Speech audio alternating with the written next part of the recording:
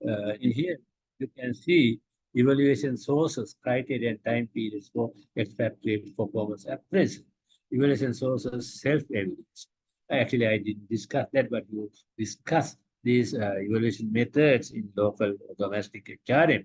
We can be measured our employees' performance through the self-evaluation or by getting the evaluation from the subordinates, or we can be measure the evaluation from the peer expected host country managers, and on by getting the information through the on-site supervisor, or we can be get the customer and clients. If we are going to be use these all parties to measure someone's performance evaluation, we call that one as 360 degrees performance evaluation. Okay. 360 degrees performance evaluation. Then self-evaluation, we can be used to understand meeting objectives, management skills, project success, period for 6 months and at the completion of a major project. And subordinates information we can be get to measure his or her leadership skill, communication skills, subordinates development. Then we can be use that one is as after completion of major project. And also we can be use peer expected and host country managers evaluation evaluation information through the to measure team building international skills, cross-cultural interaction skills, a period for a 6 months period, and etc. Customers and clients, we can be measured our employee service quality and timeliness, negotiation skills, cross-cultural interaction skills. Then we can be use this kind of the methods to measure the performance of the employees who have been assigned more than 1 year period or whatever. Or yearly we can be measured. But however, you better understand performance evaluation, day to day performance is very expensive, very difficult. Therefore, most of the organizations measure employees' performance by a 6 months or yearly, or once a year. And also, we have discussed about the compensation package. Tend to include many common factors, include local market, cost of living, housing, taxes, and benefits. You will to understand basic salary, allowances, and increments. Basically, those are the three type of components of the compensation. For example, in here you can get some idea about when we are going to be rent a luxury 2-bedroom unfurnished apartment in European cities.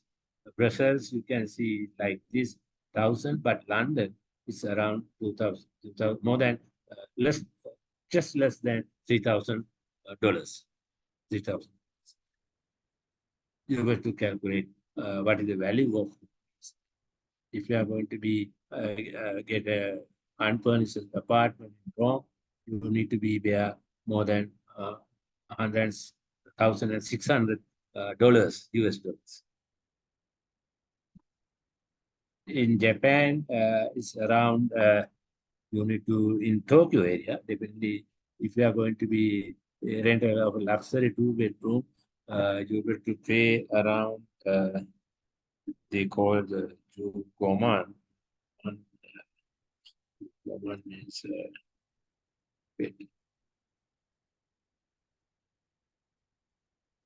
around 150,000 yen, 150,000. Like 150,000 yen.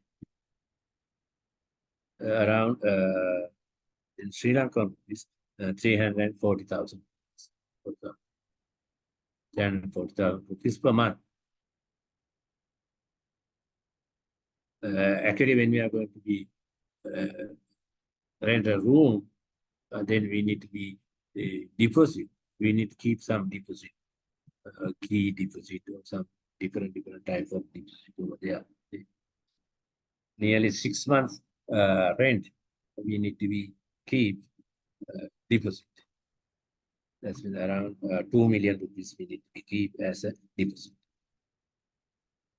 In Japan. Australia also said, yeah, you can see the big amount we need to be used for a rent a house, rent a building. Therefore, and also we have been discussed how we can be calculate compensation of our employees, going rate approach, balance sheet approach, and local rate, local domestic rate, like that. Provides a compensation package that equates purchasing power. Actually, compensation is very more helpful to attract, retain, and motivate our employees. Through this particular compensation, we can be satisfied our employees' mind-based needs, physical needs, and emotional needs. Financial benefits will help to our expected to maintain purchasing power. Allowances for cost of living, housing, food, recreation, personal care, clothing, education, home furnishing, transportation, and medical. In here, you can see that that particular balance sheet approach already we have discussed. This is the domestic assignment, base salary, taxes, food and service, housing, and expendable income. And here you can see base salary. We will to give more base salary because otherwise we can't be motivated to our expenditure to get a foreign assignment. And taxes, sometimes they need to pay more taxes. And goods and services are more expensive than our country. Housing also more expensive than extra. Therefore, we need to be paid more amount as a base salary, taxes, and etc. However, we need to be how we need to balance his or her uh, expenditure, uh, expected expenditure over there. At least we need to be help him to maintain a good life over there, like this. And also we need to be pay some additional allowances, for instance, premiums, hardship allowances, relocation allowances, home leave allowances, and etc. Already we have discussed those kind of things. Okay. Then headquarters-based compensation, pay in home country wages regardless of location. We discussed that one. For the local or domestic compensation, we are paying very similar salary like Sri Lanka. The host-based compensation system, adjusting wages to local lifestyle and cost of living over there. We are going to be use that particular subsidiary, where is the situated in that particular sorry rates of that particular countries. That means where is situated that particular subsidy. However, we can be use global pay systems. We can be use some worldwide job evaluation, performance appraisal method, and salary scales are to decide how much pay in the globally for that type of position.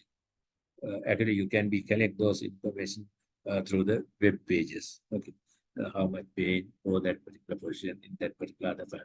And also we discuss about repatriation problem. Definitely, when the expatriates are returning home, again he or she is going to be face the reverse cultural reverse culture.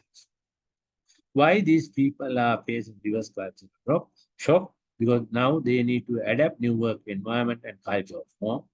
And also expatriate must relearn on national and organization culture. And also he need to adapt to basic living environment of the home country.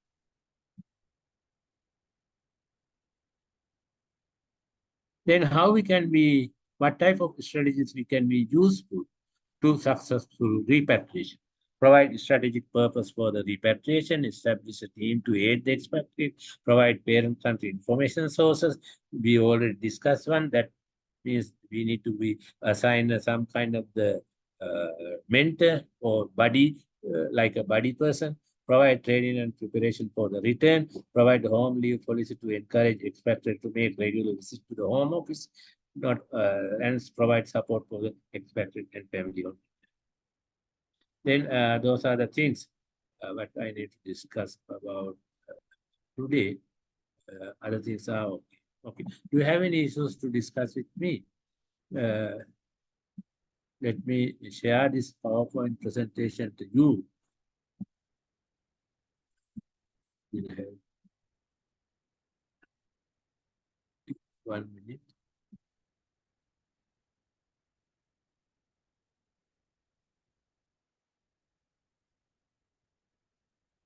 Uh, uh,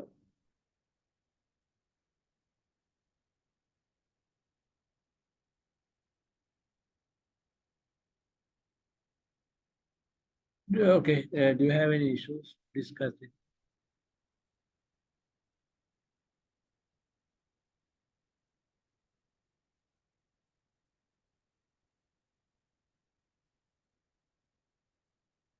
Okay, around the, do you have any issues to discuss with me? No. So no, sir, this is Okay. we Okay. require the Then presentation, sir. let me, yeah. Then let me discuss what are the things you need to pay your attention. Actually, in here, many questions, 20 questions or something are there, but we don't have time to discuss this everything.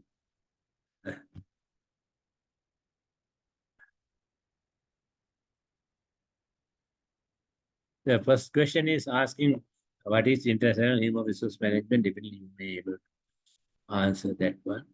We can be say international human resource management can be defined as set of activities aimed managing organization human resource at international level to achieve organizational objectives and achieve competition advantage over competitors at national and international level.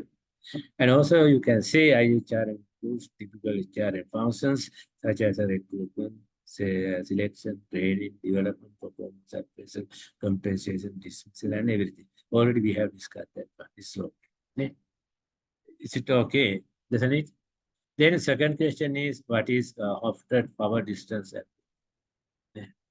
What is can you see the questions? Yes, Hello. sir, you can see. Yes, sir. Yeah, what is offset power distance approach? Actually, I didn't discuss this one at this particular upgrade, but however, we have discussed this one under the organizational behavior subject.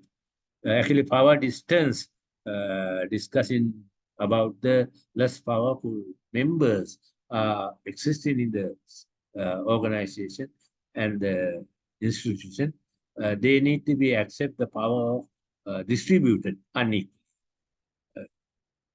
For example, uh, those people in the countries where is having this kind of the higher power, this high power distance, blindly obey the orders of the other people's supervisors or the top people.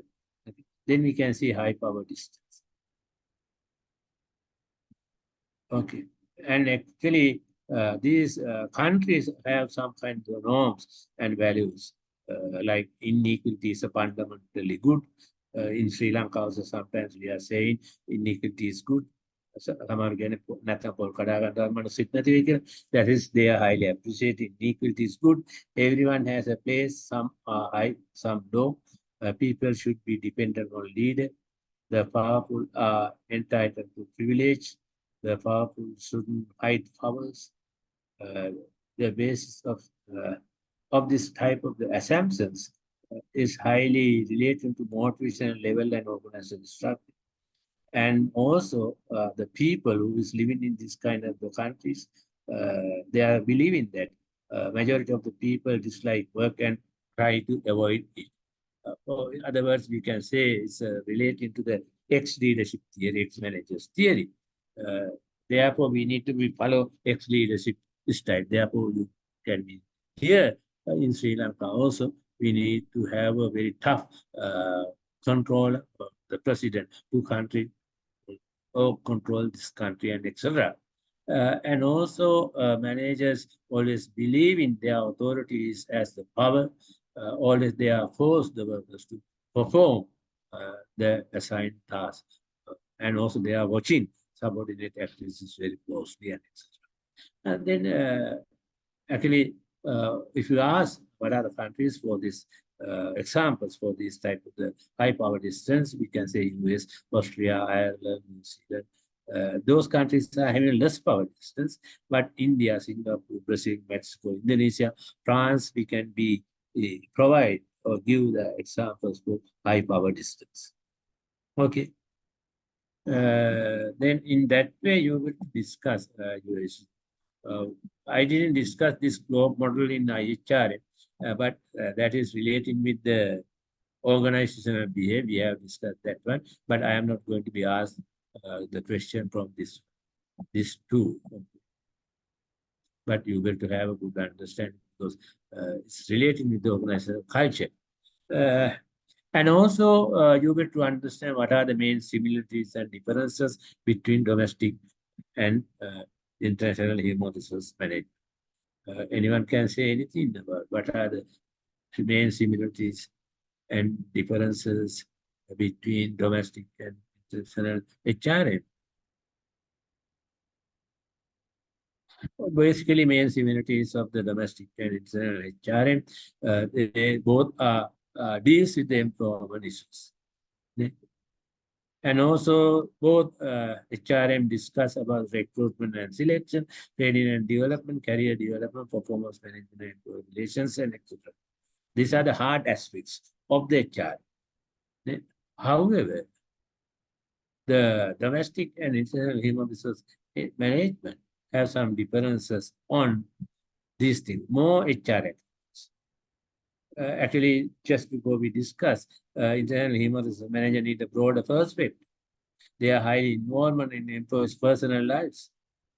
And also they need to think about the employees' workforce mix between expected and local people, and also risk exposure, and also border external influence. And also next asking discuss two HR activities in which multinational corporation must engage that will not be required in domestic environment. No. Why is greater with normal? Yeah. Discuss to HR activities in which a multinational company must engage that will not be required by domestic HR. What are the things? Well, simply you have to consider. For example, you will think about HR department need to recruit and select job candidates just only considering domestic positions about the local or domestic HR. But in the international HRM, you need to be hire people who is able to work in a different culture or different subsidy, the different countries where you can see different cultural influences. Like you can discuss this one by considering recruitment and selection of the multinational organization. And also international performance appraisal also different than the domestic organization. Domestic organization can be used very similar questionnaire, similar evaluation methods to everywhere. For every employee in the domestic, the local organization. But when we are going to be measured our performance of the subsidiaries employees, we can't be used the standardized evaluation method, evaluation form to get the performance, to evaluate the performance of the AVEX factory. We need to be considered cultural factor, business goals, business strategies, and etc. And also we need to be considered who need to be conduct the appraisal and how and it will be conducted according to the subsidiaries situation. Like that. Okay. Then I am very brief to discuss.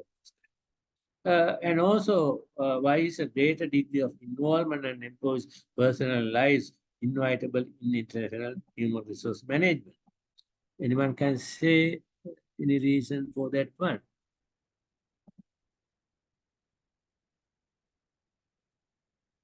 Hmm? For example, in the domestic setting, HR department involvement in the employees' personal lives is very limited. But the international settings, HR has a greater involvement about their spouse or children or partners situation, and also they need to think about the housing, the school facilities, etc. There are many things. They need to worry about relocation, and they should have to be find a good place to work for the spouse sometimes, like this. Okay. In that way, you will to answer those kind of things. What are the stages a firm typically goes through as it goes intentionally, and how does each stage affect the HR functions? Then actually, we have discussed different internalization process. Export. First one is export. Export in all is handled by the foreign agent or distributor. Then we are not much worried about the HR. But we are going to be started our own subsidiary in the foreign country. Then we need to discuss about the more HR issues, international HR issues, because we need to be consider about how we can be managed parent country national, third country national, and host country national, and etc.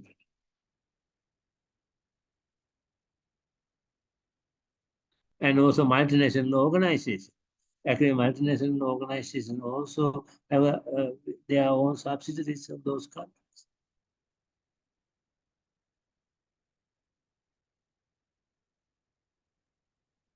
Okay, like that. Okay, because we don't have more time to discuss this. What is the difference between global?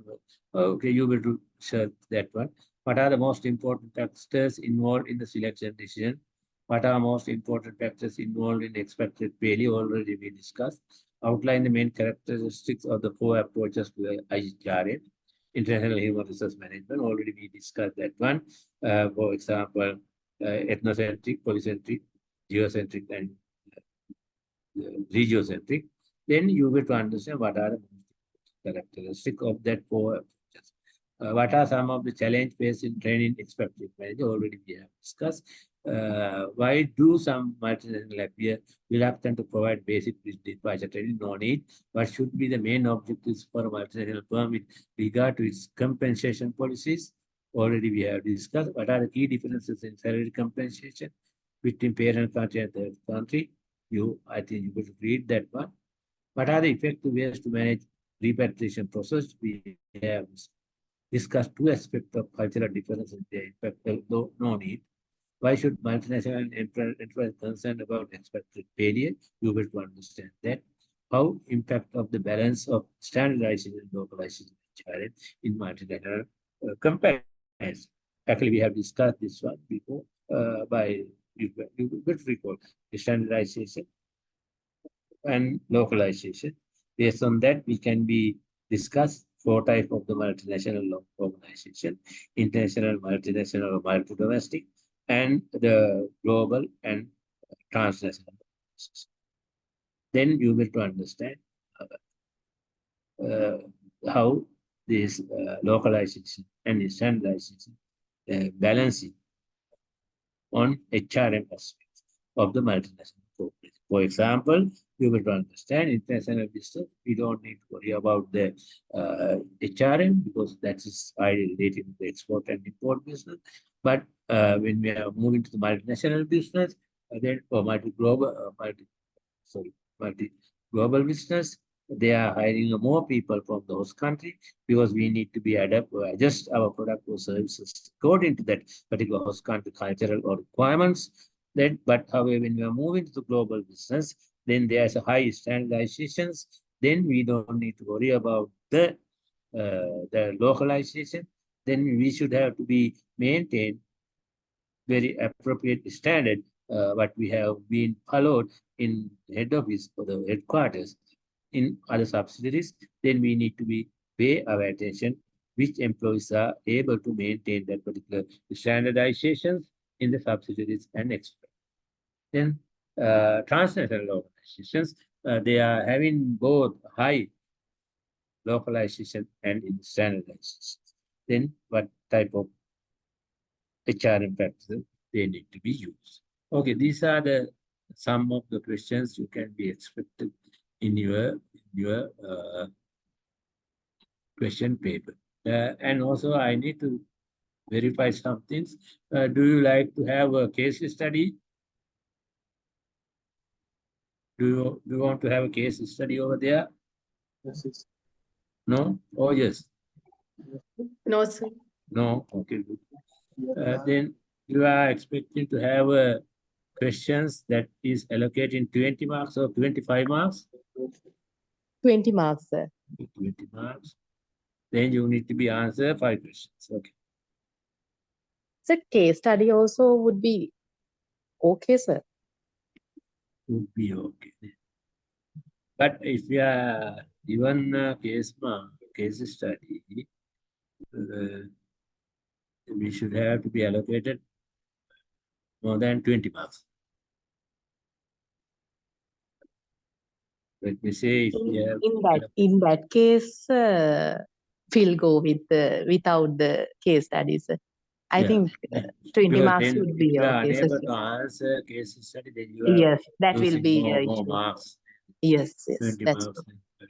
Yes. And also, actually, each question has 2 parts. Each question has 2 parts. 2 parts mean part 1 and part. Part 1 is related to the theories. Part 2 is related to some practical aspects.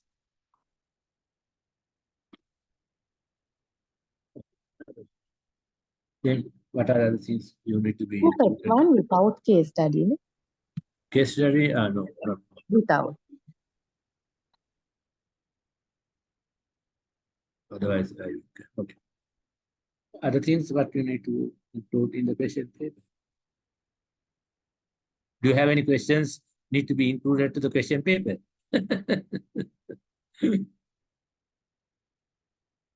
It's okay. Is it okay? So one more thing to be clarified. Yeah. If each question in 2 parts, in the sense that how I mean, like not the question, but how the structure goes on. Yeah. Then first part usually very simple answer. Usually I am allocating 5 marks. First part.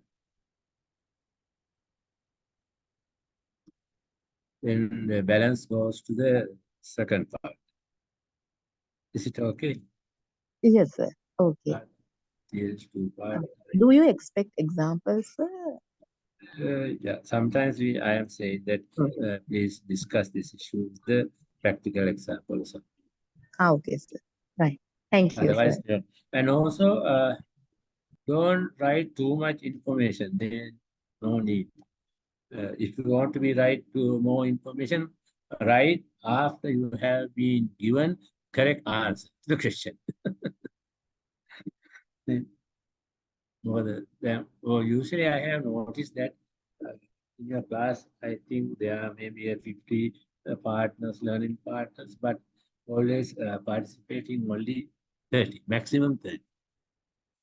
Then 20 students are missing always. I don't know how they are learning. Did you get the results of the OB? Not yet, sir. Because I remember that some of the students are not, how can say, write up good answers for the organizational behavior questions. I thought that those students are not much participating to the classes. No, they don't have knowledge about the organizational behavior. Actually, when you are learning any subject, when you are doing any type of the job, if you are wearing any type of question, basically you should have a good interest on that particular job or position, and you should have good skills to that particular things. I think, and also third one is your good commitment. Otherwise, you are unable to get the good performance. Very simply, we can say in that way, නේද? හොඳ ආසාවක් තියෙන්න ඕනේ. ඒකට කැප වෙන්න. ඒකට අවදානයක් කුසලතා. But even sometimes you can see, you will take some example from the doctors. They have a good skill. All doctors are passing PPS and everything. Okay, good. But they don't have a good interest. They don't have a good commitment.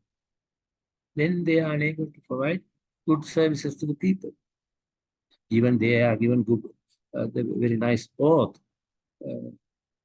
They are going to be assigned that particular job. This is not for the doctors, teachers. Also, every jobs, all type of jobs. Even you are doing very, very well. Our labors, that's okay. That's also part of the one type of the job.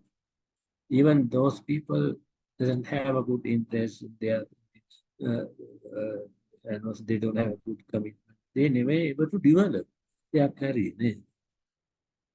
Like that.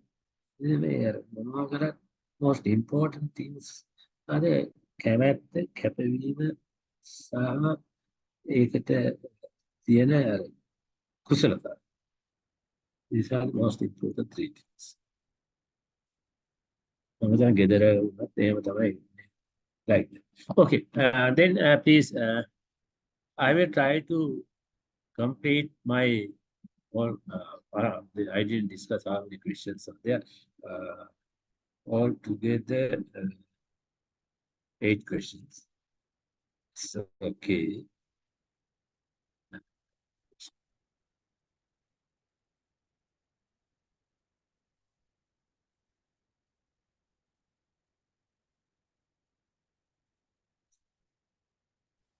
Excuse me, sir.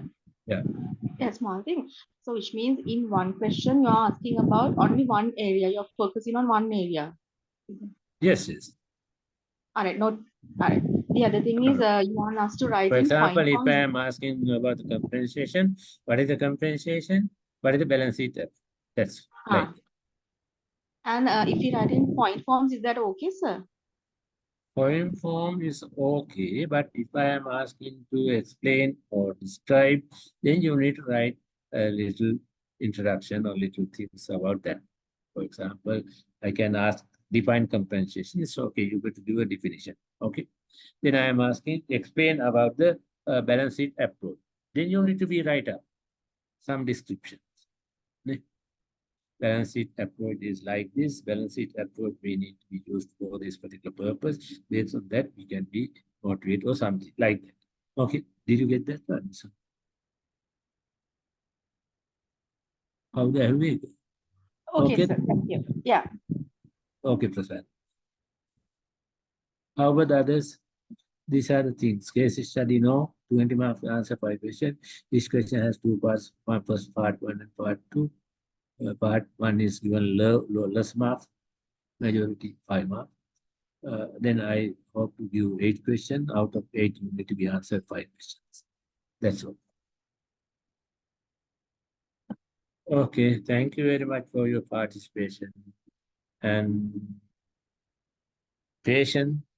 Have you learned anything about international HRM? Did you learn? Yes, That's sir. the most important thing. Otherwise, Yes, sir. We do. yeah, thank you. That's my expectation. And also you got to actually now you need to be linked organizational behavior with the IHRs. And also you will think how can be you'll try to understand how this IHRM is linked with the principles of management, how this particular IHRM is linked with the organization, how this particular IHRM related to some sociology and psychology, etc. You may able to make a big picture about this particular subject, not only this other subjects. So then finally you can get a more knowledge. Don't try to learn IHRM itself. It's very difficult. Then definitely you need to be remember the contents of that. Then once you have finished your examination, then knowledge also go. Knowledge also goes. Okay, thank you very much for you all. When you have any issues, any problems, actually, I am in Sri Lanka until 24th of this. Then I will return middle of the May.